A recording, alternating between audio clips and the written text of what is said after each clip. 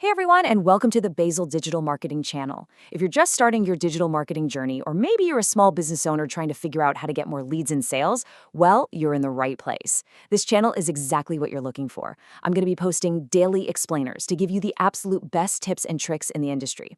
Look, I know the online world can feel incredibly confusing and scattered, but the good news, great marketing doesn't actually have to be complicated. So today we're going to strip away all that chaos and lay down a simple, actionable foundation. So let's just dive right into it. If you're sitting there asking yourself questions like, should I be on TikTok? Should I be running Facebook ads? Do I really need to post 3 times a day on Instagram? I completely validate your frustration. It's a lot. But here's the honest truth. Those are absolutely the wrong first questions to ask. When you start there, you're focusing on random, disconnected tactics instead of a cohesive plan. And, as you might guess, random tactics will always lead to random results. The crucial point we need to understand is this. Tactics without strategy is like building a house without a foundation. This is a core concept we see echoed across all our sources. It's so tempting to jump straight into the tactics because, hey, they're exciting, they're trendy. But before we pick up a hammer or decide what color to paint the front door, we need that solid, strategic foundation. A weak message is going to fail, regardless of which trendy new platform you try to put it on. To help us build that foundation, here is our roadmap for this explainer. We're going to cover 1. What digital marketing is. 2. Putting strategy before tactics. 3. The digital marketing funnel. 4. Key marketing channels. And finally, 5. Measuring your success. All right, let's kick things off with Section 1. What is digital marketing? Defining the landscape. Let's define this simply. Digital marketing is the practice of marketing products or services using digital technologies, mainly on the internet, to connect with an audience where they already spend their attention. Now, I know that might sound incredibly broad, but its true superpower lies in those very last words, where they already spend their attention. We aren't trying to force people to look at us, we're just showing up where their eyes already are. Think about traditional marketing for a second. Stuff like a massive billboard on the highway or a generic TV commercial. That's essentially like shouting across a crowded playground with a megaphone to absolutely everyone, just hoping somebody cares. Digital marketing, on the other hand, it's like whispering directly into the ear of the specific person who is already looking for what you have. You actually get to target specific audiences based on their behaviors and their desires, instead of just dumping money into expensive, broad reach methods. Moving right along to Section 2, Strategy Before Tactics, the blueprint. So, what's the difference here? Strategy is the big picture. It's exactly who you are trying to reach, what you are saying to them, and the irresistible offer you're putting in front of them. Tactics are just the tools you use inside that plan. It's where you say it, like TikTok or Facebook, and how you execute it. You know, which hashtags to use or what color your buy now button should be.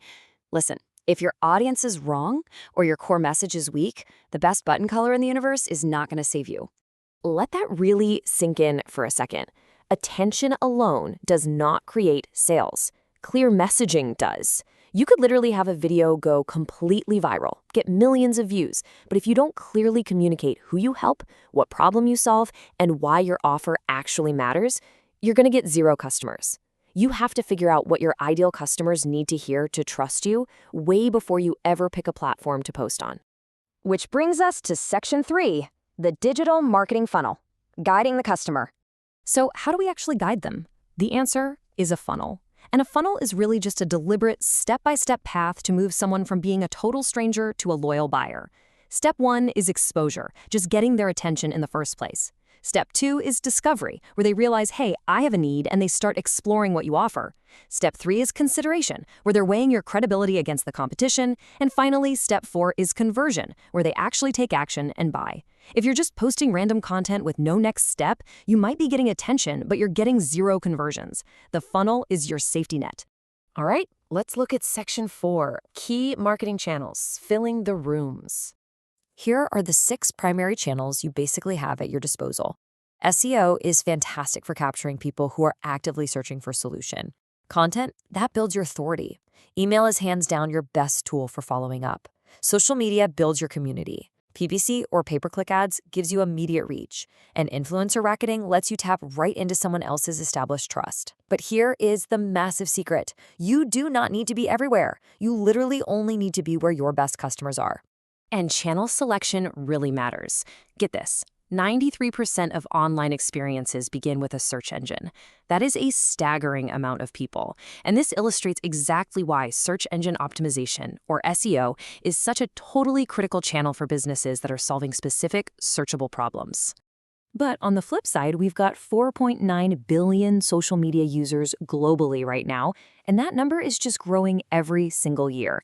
This proves that social platforms are where an enormous amount of consumer attention currently lives. It really is the modern-day town square. Ultimately, all these channels basically divide into two main camps: organic and paid.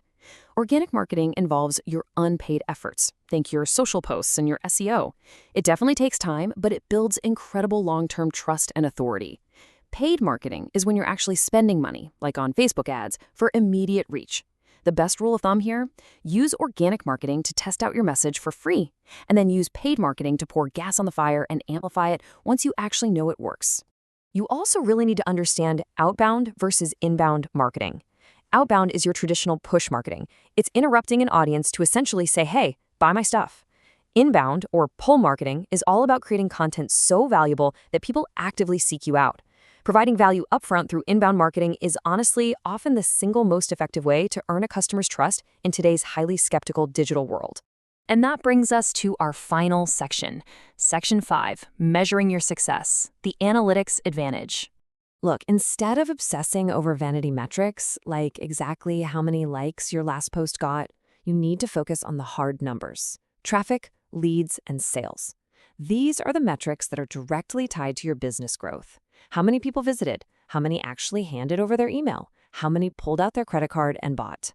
If you track these, you finally stop guessing and you start making informed decisions based on real data. And when you break down your traffic sources, you can see exactly which channel is producing results for you. If you notice that, say, 60% of your sales are coming from organic search and maybe only 5% from social media, well, you know exactly where to double down your efforts and where to cut your losses.